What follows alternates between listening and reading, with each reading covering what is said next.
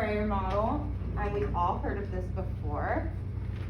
I think we were introduced to this in Jillian's class, actually, when she did like a behavior Frayer model, which I thought was really cool.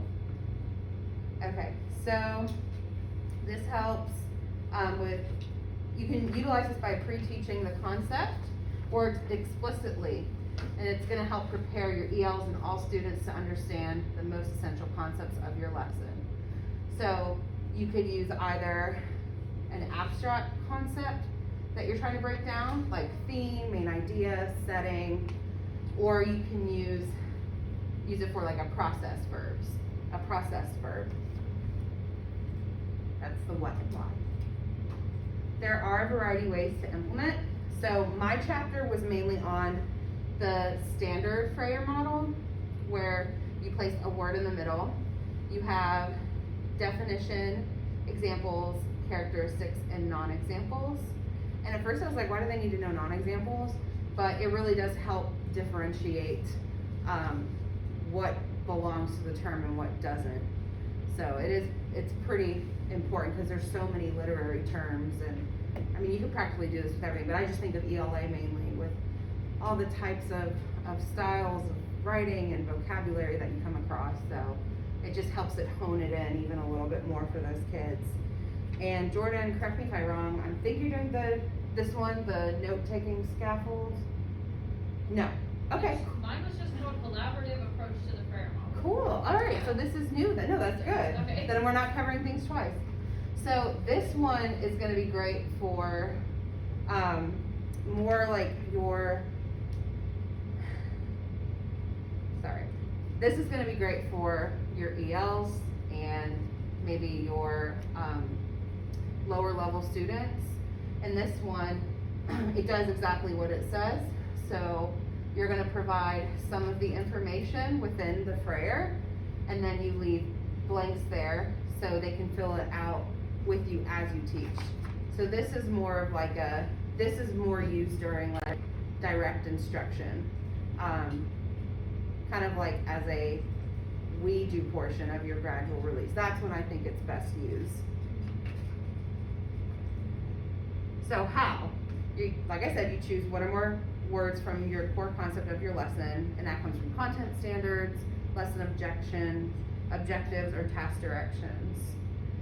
So I also included, and I can send you guys this PowerPoint, but I included the pages that have the figures that they use as examples to show the regular Frayer model and the note-taking scaffolding Frayer model as well. So you're going to want to teach the word. This is how you utilize the Frayer model. So you're going to want to say the word. So we're going to do one together. So if you guys can get out your little Frayer here. Yes. And why don't we just go ahead and we can do theme, since that was an example. So I'm going to draw mine up here. Now realistically this would be an anchor chart, my anchor chart paper. So I have my definition.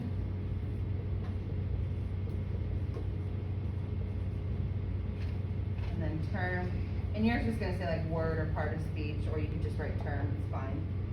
Examples. Non-examples. Characteristics.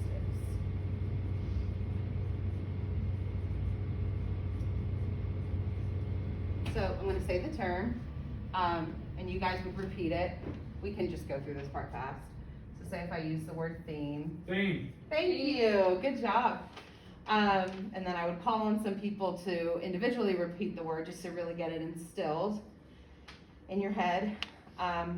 Say the part of speech. Then we would explain the word using a student-friendly definition. So who would like to give me, who can give me a student-friendly definition of theme? Yes, ma'am. Does it have to do with a play? Yes. Okay, who else wants to give? It's a potential answer. Yeah, it is, absolutely. Yes, Randy? Is it the message of a story? Yes, the message of a story an author tries to convey. So, blah, blah, blah, blah, blah. I think that's exactly what she said. What? Nothing. Okay. You guys threw me off. Thanks a lot. Fine. Characteristics? Yes. Second So what are explanation. some characteristics of theme? It's one word. Good, it is one word. It's not always just One one syllable. word though. Now, what? It could be a couple words together. So you guys would then tell me characteristics of the word. Like, is it directly It's abstract. good? Should know that word. But It's that's- abstract. So that was definitely a good way to describe it. What's an example of a theme? Friendship. Good. What's Love. another theme? Love. Love Oh, conquers all. love. And whatever Ian just said. Family matters. Family matters. So, and then you would give non-examples. So, Puppies. yes, it could be like, non-examples would be like, Cats are smelly. if you're talking about a theme, it's not the same as like a main idea or a character in the book.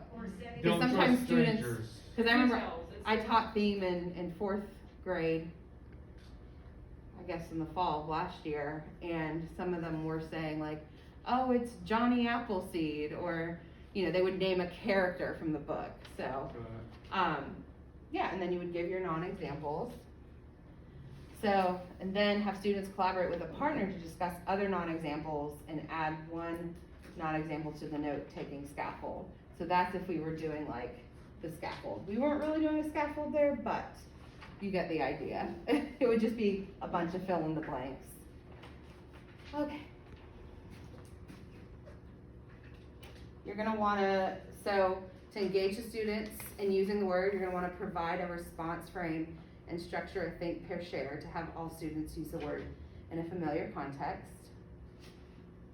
And these are just some tips to be strategic when you're doing the scaffolding for your model.